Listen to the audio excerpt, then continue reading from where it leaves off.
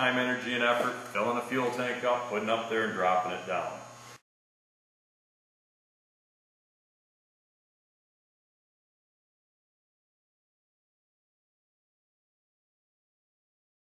Now we got to install it in the tank.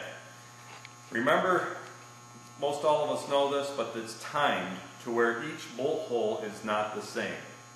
So we're going to put it in our tank, float it down, slide it in, and then you're going to have to turn or find where it is. They offset different degrees away from each other, finding through. Once you find that, you get it pretty much lined up, you know where you're at.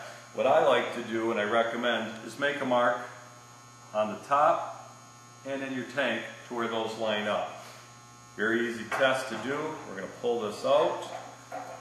We can get a little bit, wiggle a little bit and get things out through. Wiggle out and go through. Now just take a look at where your mark is to your tank. My mark is here, there. This is where my float's working. This is where my float is going to go through in the tank. Take a look inside. Might need a flashlight. My baffle runs this way, which you can see by the indication of where the tank is. That's my mark.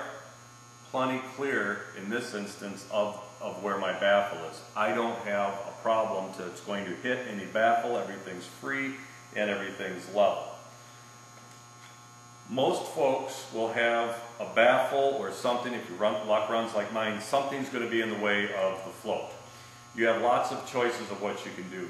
You can twist your down bracket a little bit, or this is the number one problem we have on our tech phones. I have another SM34. When you take off the top nut, which holds your ring terminal to your sending unit wire, you will have a lock washer and a flat washer. Those are the two pieces that will, those three pieces will come off to hold your ring terminal. Here's the key. And again, need everyone to pay attention here. This is where the mistakes happen. This nut can be removed. Take that nut off. That's the 1/2" nut. Take that off. You'll see a plastic or this little washer is made out of a material that is non-conductive. And this piece goes over top of a rectangle rubber washer.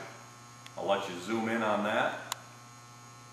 And what you can do is remove this piece and turn it 180 degrees and put it back on. That will put your float the opposite way. What most people do is that rectangle washer gets cocked sideways and not on there. You must take a look at this washer, which is a rectangle rubber neoprene washer. That has to line up perfectly for this place to go on. Large washer, fiber washer goes on, and then your 1/2" nut goes back on. When you turn that 180 degrees, tighten that up.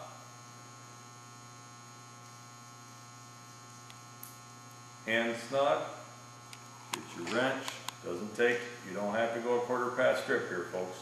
Good and snug. Snug. Key is, the simple test, look at the base plate, the bottom of the base plate, to the support bracket on the bottom. You should be able to put that up to the horizon, look at it, no air gaps.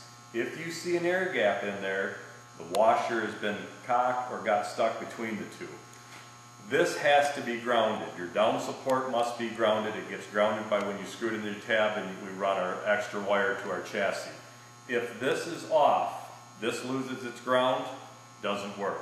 Again, that will prove positive when we're doing our test to grounding. That's why you always do your test by grounding the support, the mounting flange, not the support flange. You always want to do your ground test by clipping it on there. That will tell you that our ground connection is good. Again, looking at it, the horizon, mounting to support, nothing. Okay, so now we get our gasket. Slide your gasket through here. Get it up over all the piece. This nice cork gasket. Some of ours are cork, some of our neoprene. We found that both are very adequate. You want to get your timing right on that. Just spin it around till all the holes match. Like so. And I will note that on this gasket you will see a staple into it. Do not remove the staple. That staple's helping the ground. So you want to put your float in, put your piece in, get your wires move through, get your lines back hooked up with our gasket. Get our gasket lined up.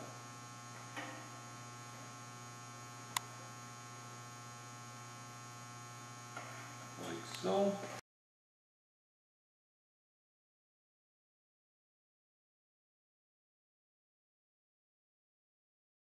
Then you have your screws. We supply you with the Phillips head screws. Cut the back here. The rubber gasket you'll see here on the bottom of these screw, that's okay to do that, to leave it right under there. You can, obviously to put it on the bottom would be the best. So what you want to do is we want to get that thing slid out. Just kind of move that gasket out of there. It's out, set that aside. We want to put that ring terminal there, and then we want to put our rubber gasket back. It's the best way to do it. Other versions of it will work, but again, you just want to get a good ground to that base plate. And we'll go through there.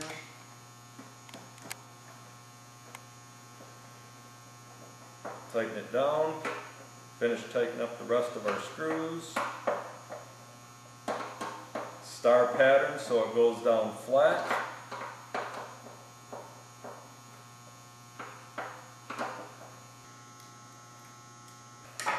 Now we got our ground wire that can go to our chassis, and we're good to go. V8 Productions again is all done by all the staff members at Classic Instruments. My name is John McLeod. Jason's behind the camera. If you have troubles, we have an 800 number. It's 1-800-575-0461. Ask the lady or ask whomever answers the phone for tech support, and one of the tech supports will help you. Straightforward, read the book, take your time, do it once, do it right. We appreciate your business, and again, any problems, give us a call. Thank you and have a great day.